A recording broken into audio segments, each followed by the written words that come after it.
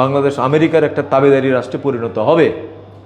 সুতরাং এই চুক্তির বিরুদ্ধে এখন কথা বলা, প্রতিবাদ করা এবং এই চুক্তিটাকে ঠেকিয়ে দেওয়া হচ্ছে বাংলাদেশের এখন সবচেয়ে বড় দেশপ্রেমিকের কাজ।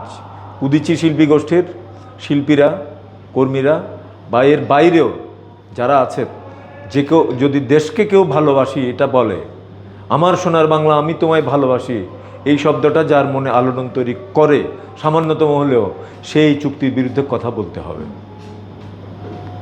বলতেই হবে।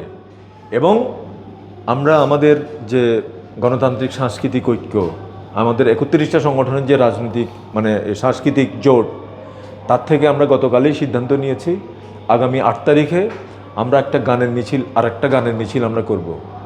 যে গানের মিছিল আমরা 26শে জুলাই করেছিলাম এই হত্যার বিরুদ্ধে গানের মিছিল, এই চুক্তির বিরুদ্ধে গানের মিছিল আমরা প্রেস ক্লাব থেকে শাপলা চত্বর পর্যন্ত যাব। ইতিমধ্যে আমার সাথে অনেক শিক্ষকের কথা হয়েছে, বুদ্ধিজীবীর কথা হয়েছে।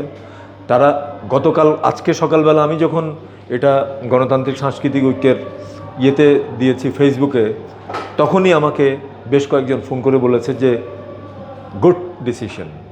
এবং এটাই শিল্পীদের কাছে, সংস্কৃতি কর্মীদের কাছে এখন দেশের প্রত্যাশা, জাতির প্রত্যাশা।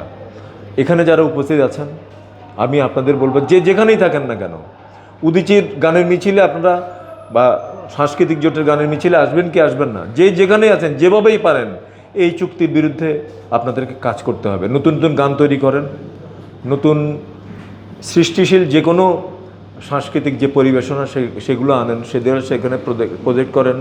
কেউ ভালো আঁকতে পারেন, কার্টুন আঁকতে পারেন, কেউ লিখতে পারেন।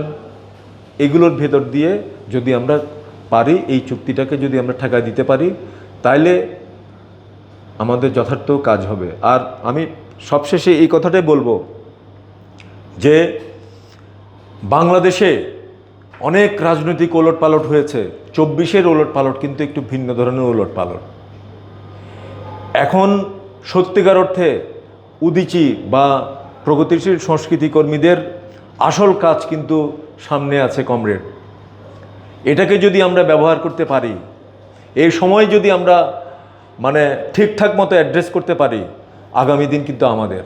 এটা ভাববেন না যে জামাতে ইসলাম, এখন তো সত্যিকার অর্থে আমাদের পার্লামেন্টের যদি আপনি যান, সরকারের দিকে যদি তাকান, একদিকে একটা সরকারে আছে একটা দক্ষিণপন্থী রাজনৈতিক দল, আর বিরোধী দলে আছে চরম দক্ষিণপন্থী একটা প্রতিক্রিয়াশীল রাজনৈতিক দল। অর্থাৎ রাষ্ট্র ক্ষমতা পুরোপুরিভাবে এখন দক্ষিণপন্থীদের দখলে চলে গেছে। কাজেই প্রগতিশীল, বামপন্থী, গণতান্ত্রিক সমস্ত শক্তিকে আজকে এর বিরুদ্ধে, এই শক্তির বিরুদ্ধে যদি আমরা দাঁড়াই, অবশ্যই আগামীর ক্ষমতা আমাদের, আগামীর রাষ্ট্র আমাদের। সেই জায়গায় কিন্তু আমাদেরকে যেতে হবে এবং এটা বিশ্বাস রাখবেন। দেশে দেশে সবার সাথে দ্য নিউজ।